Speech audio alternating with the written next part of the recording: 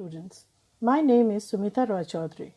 Today I will be explaining History Class 8 Lesson 5 Traders to Rulers. In this lesson we are going to discuss about European trading companies like English East India Company, French East India Company and the expansion of British Empire from the 18th centuries. British expansion policies, causes of British success in India. In the first part of the lesson, we are going to discuss about the European trading companies like the English East India Company and the French East India Company. India had always good relations or good trading relations with the European companies. पुराने समय से ही India का अच्छा साथ रहा है European trading companies के साथ. Portugal, Holland, England, France, Denmark जैसे यूरोपियन कंट्रीज यहाँ पे अपना फैक्ट्रीज एस्टैब्लिश किए. फैक्ट्रीज यानी अभी जैसा फैक्ट्री होता है वैसा नहीं. फैक्ट्री यानी वहाँ पे ऑफिसेस होता था और गोडाउन्स होते थे. वो लोग जो सामान लाते थे या जो यहाँ से ले जाना चाहते थे उन चीज़ों को उन जगहों पे वो लोग स्टोर करके रखते थे. यूरोपियन ट्रेडिंग कंपनीज ट्रेड करते थे किन चीज़ों पर, जैसे spices, cotton, indigo, silk etcetera. इन चीज़ों का बहुत डिमांड हुआ करता था यूरोप में. यूरोपियन ट्रेडिंग कंपनीज जो होते थे वो यहाँ से सस्ते दामों में चीज़ खरीदते थे और यूरोपियन कंट्रीज़ में जाके उन्हें ज़्यादा दामों में बेचते थे. These European companies were given monopoly by their government to trade with the East. Companies. पहला कौन सा यूरोपियन कंपनी हमारे भारत में आया? Portuguese. In 1498, a Portuguese explorer Vasco da Gama had discovered the sea route to India via the Cape of Good Hope. तभी से ही Europeans का यहाँ पे आना शुरू हुआ. उससे पहले वो लोग इतना लंबा रास्ता तय करने का साहस नहीं करते थे क्योंकि वो लोग सोचते थे कि अर्थ फ्लैट है. वो लोग अगर कुछ दूरी तक जाएंगे तो वो लोग नीचे गिर जाएंगे. लेकिन जो भी हो धीरे धीरे उन लोगों ने राह ढूंढा और यहाँ पे आने का रास्ता निकाला और यहाँ पे आके ट्रेड करना शुरू किए. तो at first Portuguese established their settlements on the western coast of India. By early 17th century, the Dutch and the French traders also established their settlements in India. The English landed in India in Surat on 24th August 1608. तो कहा जाता है ये जितने भी European companies थे ये सारे यहाँ पे कॉम्पिटिटर्स थे. वो लोग एक दूसरे को डोमिनेट करना चाहते थे. किस में? ट्रेड में. चाहते थे कि कौन ज़्यादा बिजनेस करे इंडियंस के साथ. तो यही जो प्रॉब्लम था, यही कारण था कि वो लोग एक दूसरे के साथ हमेशा लड़ते रहते थे या उन लोगों में कंपटीशन लगा रहता था. धीरे धीरे ऐसा हालत बना कि पोर्तुगीज और डच कंपनीज जो है इंडिया में उस तरह से टिक नहीं पाए. यहाँ पे रह गए ट्रेड करने के लिए the English East India company and the French East India company. वही दो जो थे यूरोपियन कंट्रीज यहाँ पे सबसे ज़्यादा ट्रेडिंग किए इंडिया के साथ. Going to discuss about English East India company.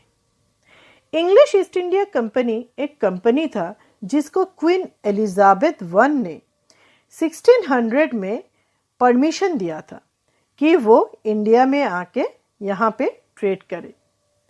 ये परमिशन इस तरह का होता था कि ये एक्सक्लूसिव होता था ताकि सिर्फ वही कंपनी उस देश के तरफ से यहाँ पे या किसी देश में जाके अपना ट्रेडिंग करे और दूसरा कोई कंपनी वहाँ पे आ नहीं पाएगा या बिजनेस नहीं कर पाएगा.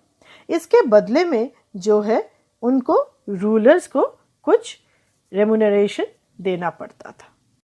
The English East India Company was actually a private company started by a small group of British merchants and run by a board of directors.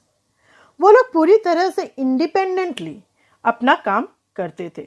उन लोगों के ऊपर किसी भी तरह का बंदिश नहीं था. पहली बार जब वो लोग फैक्ट्री यहाँ पे एस्टैब्लिश कर रहे थे, कब? 17th सेंचुरी में. उन्होंने किससे परमिशन लिया था? The Mughal emperor Jahangir. Mughal emperor Jahangir ने उनको परमिशन दिया था कि यहाँ पे वो लोग फैक्ट्री सेटअप कर सकते हैं. उन लोगों ने फैक्ट्री सेटअप किया था 2 जगह पे इंडिया में. सबसे पहले एक था सूरत जो गुजरात में था और दूसरा था हुगली जो वेस्ट बंगाल में था. वो लोग मेनली ईस्ट इंडिया कंपनी यानी इंग्लिश ईस्ट इंडिया कंपनी किन चीज़ों का बिजनेस करते थे इंडिया के साथ? Cotton, raw silk, sugar, saltpetre, textile etcetera. वो लोग एक ट्रेडर्स बनके ही हमारे इंडिया में आए थे, लेकिन धीरे धीरे वो लोग अपने आप को यहाँ का रूलर्स बना लिए थे और 200 साल तक यहाँ पे राज किए. Now we are going to discuss about French East India Company. French East India Company form हुआ था कब? 1664 में. ये एक गवर्नमेंट कंट्रोल बिजनेस वेंचर था. It was totally controlled by the French government. इन लोगों का खुद से किसी भी डिसीजन पे जाना संभव नहीं था, यानी कि ये लोग कोई भी डिसीजन खुद से नहीं ले पाते थे without the permission of their government. French East India company had its headquarter at Pondicherry. It was largely dependent, means the French company was largely dependent on their government for financial and military help. वो लोग किसी ऐसा नहीं था जैसे Britishers का खुद का ट्रूप होता था, वो लोग खुद अपना जो है मिलिट्री मेंटेन करते थे, लेकिन इन लोगों को उस तरह का कोई भी छूट नहीं था कि वो लोग कर सके. The company set up their settlements in Chandannagar, that is in Bengal, Mahe in Kerala, Karaikal, Pondicherry, etc. in 1664. उन लोगों ने कई जगह पे इस तरह के सेटलमेंट या फैक्ट्रीज एस्टैब्लिश किए थे अपने बिजनेस को कंटिन्यू करने के लिए. France was also a very strong country at that time in Europe. So they established their settlements in India very strongly. East India Company को establish करने में डुप्लिक्स का बहुत बड़ा हाथ है. डुप्लिक्स कौन थे? The French Governor General of Pondicherry played a vital role in the expansion of French power in India. Students, from this part, we came to know about the English East India Company and the French East India Company. वो लोग जो है बहुत ही strong कॉन्टेंडर्स थे अपने Europe में और हमारे भारत में भी. इसके बारे में आगे हम लोग देखेंगे कि कौन इंडिया में अपने आप को पूरी तरह से एस्टैब्लिश किया था और कैसे किया था. So goodbye all of you, and we will meet again in the next part or the next video.